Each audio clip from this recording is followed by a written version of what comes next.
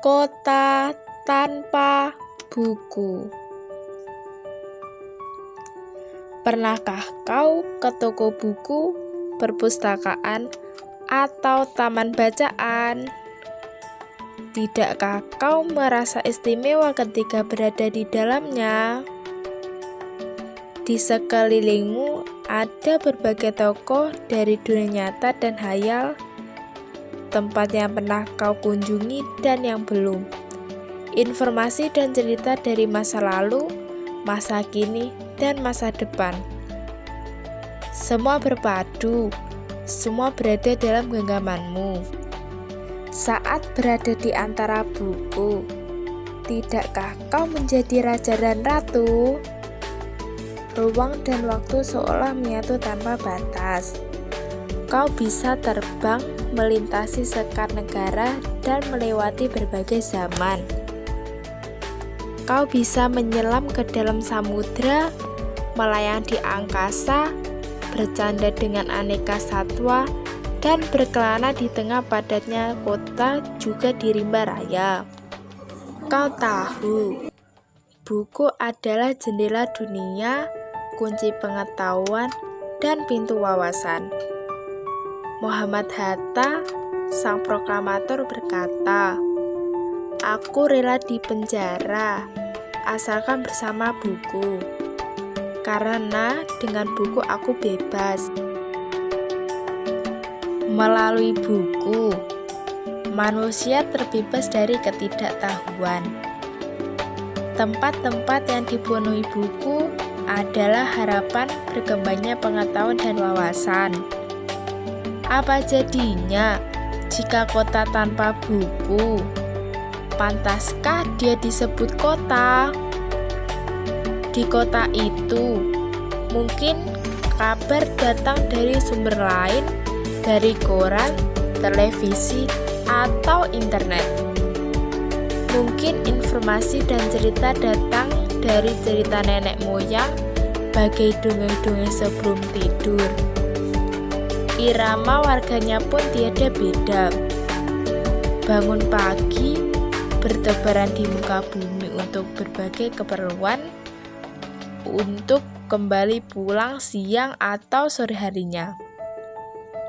Setelah itu, mereka berangkat tidur dan memulai lagi hari berikutnya. Semua serupa. Di kota itu, mungkin ada bangunan bernama perpustakaan. Di dalamnya, buku-buku berderet dalam merak yang tak terjamah. Tiada tangan meraih dan membuka halaman demi halaman dengan sukacita. Mungkin juga ada tumpukan buku di sudut-sudut sekolah yang sepi dan berdebu. Jarang dikunjungi, jarang dibaca. Buku-buku di sana terunggak tanpa nyawa. Bagaimana dengan kotamu? Mungkin kau tinggal di tengah kota yang megah atau gang sempit, di desa terpencil, di sisi pesisir, atau di kaki gunung. Adakah perpustakaan, taman bacaan, atau toko buku di dekat rumahmu? Jika ada, apakah tempat itu menjadi wadah berkumpulnya anak-anak dan warga, menjadi pusat berkembangnya wawasan dan pengetahuan, atau hanya menjadi pajangan? Maukah kau menjadi orang yang menghidupkannya? Kau bisa mengunjunginya dan mengajak teman-teman membaca dan berbagi cerita di sana. Jadikan tempat itu sumber kegembiraan dan pengetahuan.